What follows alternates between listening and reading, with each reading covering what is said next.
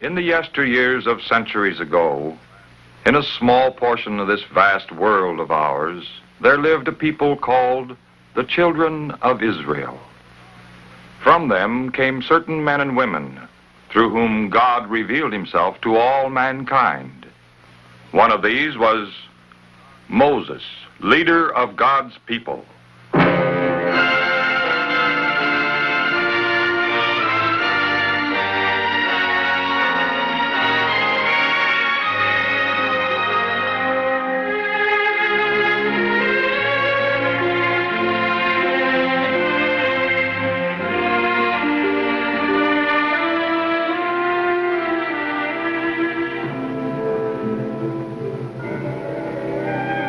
For 400 years, the Israelites had lived as slaves in the land of Egypt.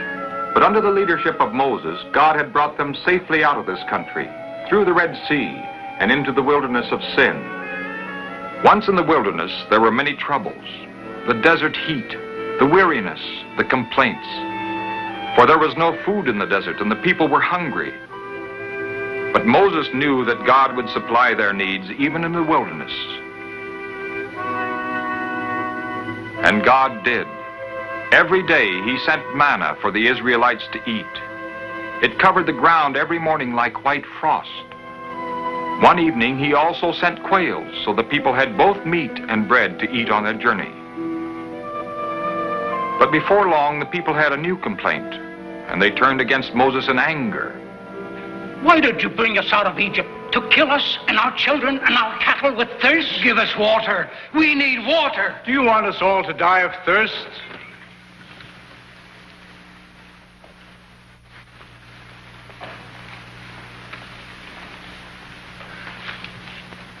What shall I do with these people? They are about to stone me. Then the Lord commanded Moses to take his rod and strike it against a rock.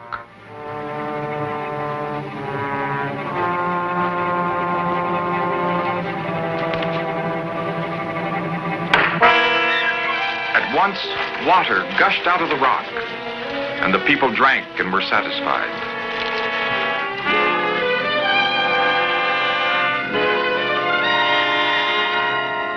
And so they journeyed on in the wilderness until they came to the place where Moses had lived as a shepherd, and where he had heard the Lord speaking to him from the burning bush. There, Jethro, the father-in-law of Moses, came out to meet him, and Moses welcomed Jethro with joy. The next day, Jethro watched while Moses sat to judge the people from morning till evening, settling every kind of quarrel and complaint. And Jethro told Moses that he was making a mistake. This is too much for you, and also the people. Why don't you choose able men and make them judges over the people? Let them help you. And so Moses decided to do as his father-in-law had suggested, setting judges over the people. But judges were not enough. The Israelites needed laws to guide and govern them, and above all, pure and dedicated hearts. So when the Israelites reached Mount Sinai and camped at the foot of the mount, Moses brought the people out of the camp to meet God. And Mount Sinai was wrapped in smoke because the Lord descended upon it.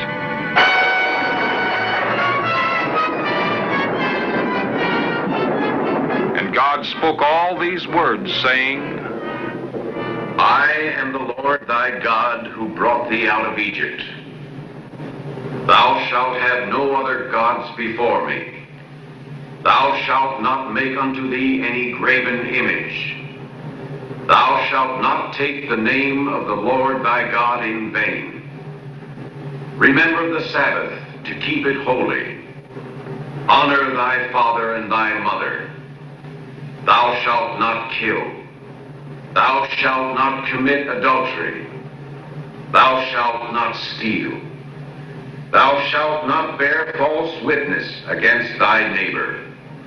Thou shalt not covet.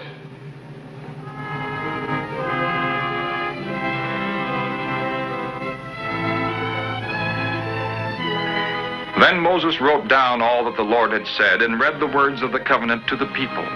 And he took half of the blood of the sacrifices and poured it against the altar, and the other half he sprinkled on the people and said, "This is the blood of the covenant, which the Lord had made on the basis of all he has said." After that, God called Moses up unto Mount Sinai to give him the laws according to which God's people were to live. 40 days and 40 nights Moses stayed on the mount.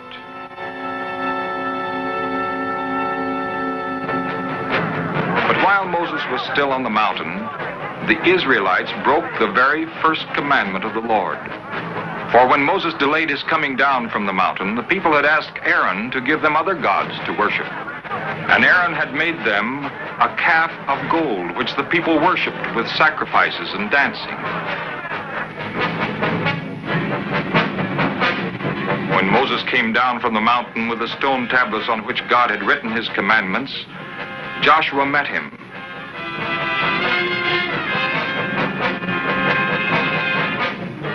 As they came near the camp, they heard the noise of the merrymaking.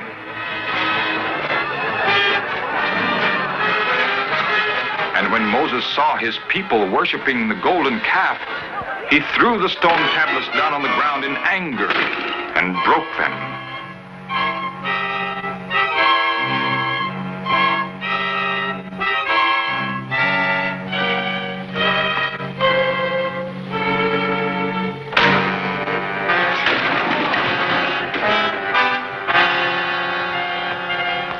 What have these people done to you that you should bring such a great sin upon them? Don't be angry, Moses. You know yourself how bad these people are. They said to me, "Make us a God who will lead us." As for Moses, the man who brought us up out of the land of Egypt, we don't know what has happened to him.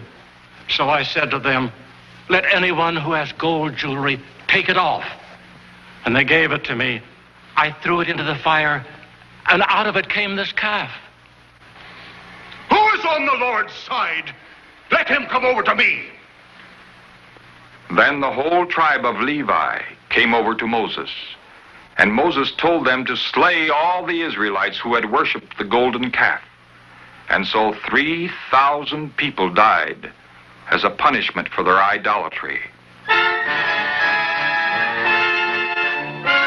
The next day, Moses said to the people, "I will go up again to the Lord. Perhaps he will forgive your sin." So Moses returned to the top of the mountain.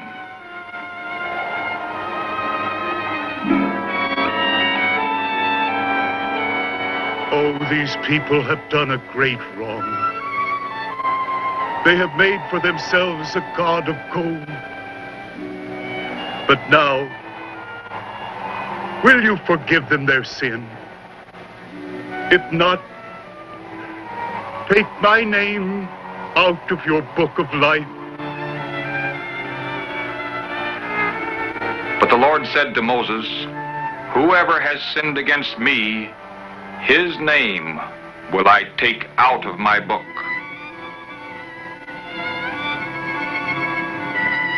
And afterwards the Lord told Moses to cut 2 tablets of stone like the first ones. And he wrote on the tablets the words that were on the first tablets, which Moses had broken. And when Aaron and all the people saw Moses, the skin of his face was shining brightly, and they were afraid to come near him. But Moses called to them, and when they came near, he repeated the commandments of the Lord.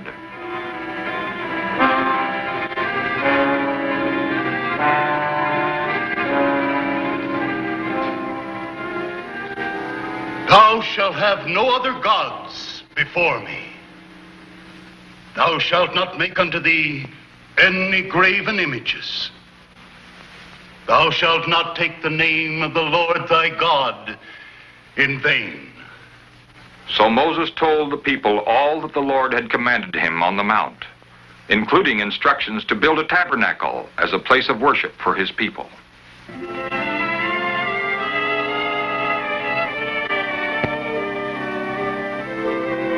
The people obeyed the Lord's command and gladly brought their gifts: gold, jewelry, fine linen and skins, and silver and bronze for building a tabernacle to the Lord.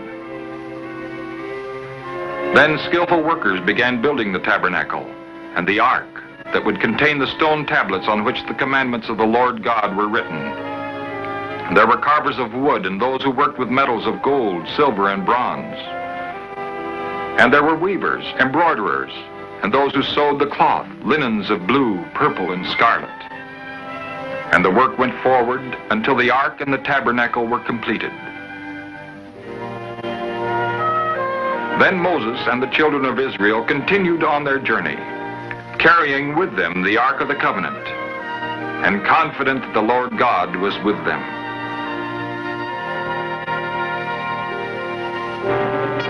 Later, as they came near the promised land of Canaan, Moses sent 12 scouts to explore the land.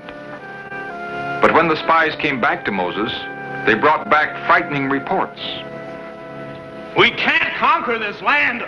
All the people are giants. We are just grasshoppers compared to them. If only we had died in Egypt or could die in this wilderness. Why has the Lord brought us into this land? Just to have our enemies kill us and take away our wives and children? Let us appoint a leader and go back to Egypt. Don't believe these evil reports. Caleb and I saw the land, and it was a good land. A land that flowed with milk and honey. If the Lord is pleased with us, he will bring us into this land and give it to us, for God is with us. No, he doesn't know what he's talking about.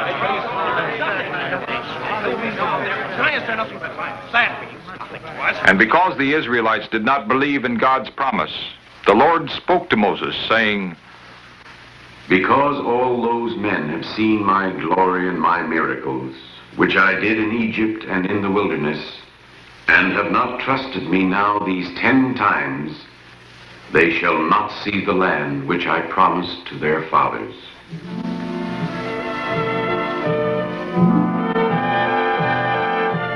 And so the children of Israel were made to wander in the wilderness 40 years.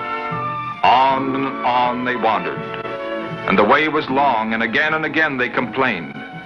So one day God sent poisonous snakes to punish the Israelites.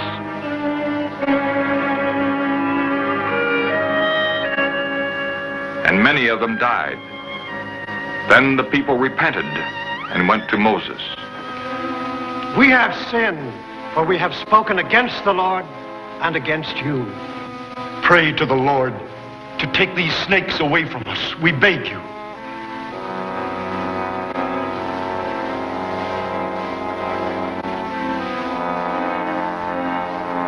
Again Moses prayed for the people, asking God to forgive them.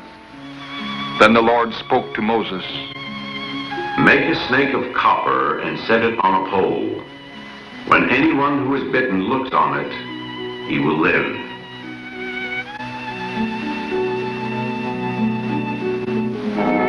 Moses did what the Lord told him, and those who had been bitten and looked upon the copper snake stayed alive.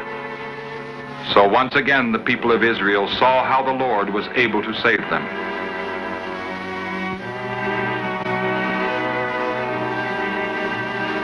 But the wandering in the wilderness continued until 40 years had passed, and those who had not trusted in the Lord had died. Only their children remained to enter the land of promise. And at last the Israelites came to the plains of Moab.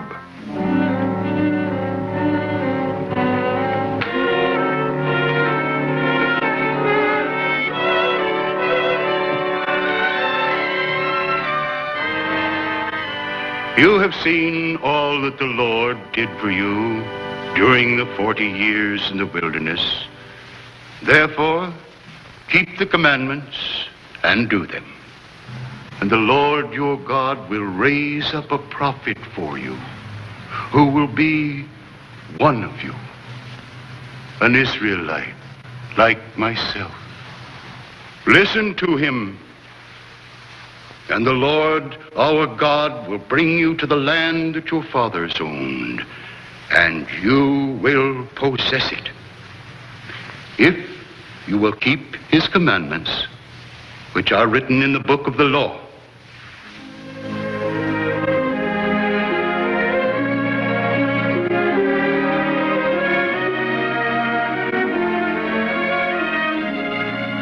Then Moses left the people, and he climbed the mountain of Nebo to the peak that overlooked the promised land. From here, he saw all the land of Canaan. And the Lord said to him, "This is the land which I promised to Abraham, to Isaac, and to Jacob, saying, I will give it to your descendants. I have let you see it, but you shall not go over there."